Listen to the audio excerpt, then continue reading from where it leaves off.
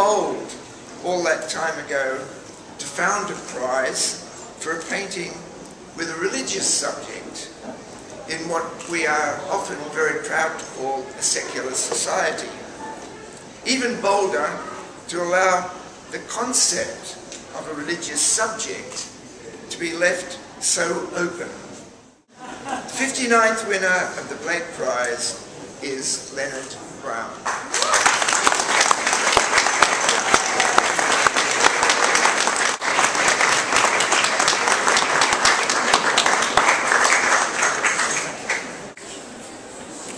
It fills me with joy that my work has been singled out in the way in which it has been.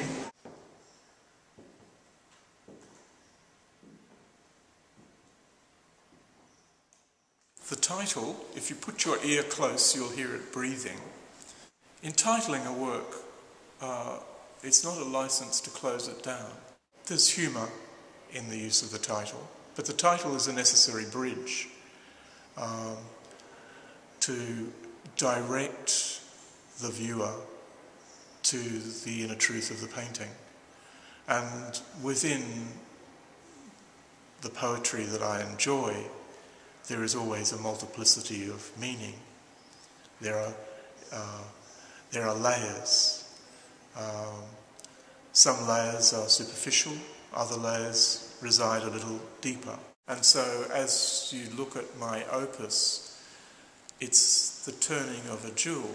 There is a unity, but it is multifaceted. And so through the device of rich textural possibilities and approaching it at different moments of openness or closeness, the three-dimensionality of reality and the way in which one resorts to reflecting that is reflected in my opus, I hope. Just using the word breath and breathing there is a sort of a poetic and theological reference, not terribly veiled, the creative breath of God, the breath of the Holy Spirit, breath, synonymous with life.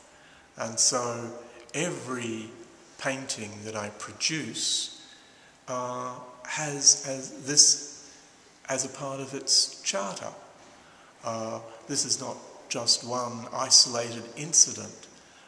This belongs to a whole family of works that all share this relationship. Here's a prize for a wonderful person that's helped us find ourselves and reach out and to find the willingness and the continuing initiative to make a difference. Fiona White, congratulations.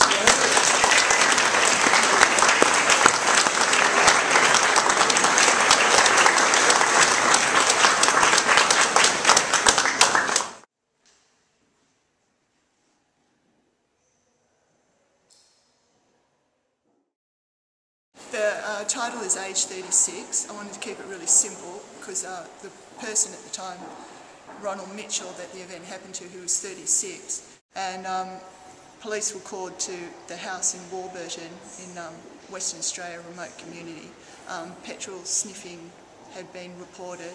There was an altercation between the police and Ronald Mitchell, and resulting in the police firing a taser gun into the bridge of his nose. At that time, he combusted into flame. He was thrown to the ground. He received 20% burns to his body, and a police officer received burns to his hands as well. I just wanted to bring the attention of what's going on out there with taser guns in the various communities. It's like a contemporary take, really, on religious paintings. You know, in the past we've always had love gilding and jewels and gold work, and this is more sort of the gritty reality of where you've got flames throwing out of a person, and which is also a reference back to religious work with saints being burnt and people being burnt alive for their beliefs, and it's pretty much the sort of same sort of contemporary Australian take on it all. But that wasn't intentional at all, but it actually came out like that. So yeah, you could really cross-reference all that with a religious iconography. The John Coburn Emerging Artist Award, and that goes to Michelle Sakaris.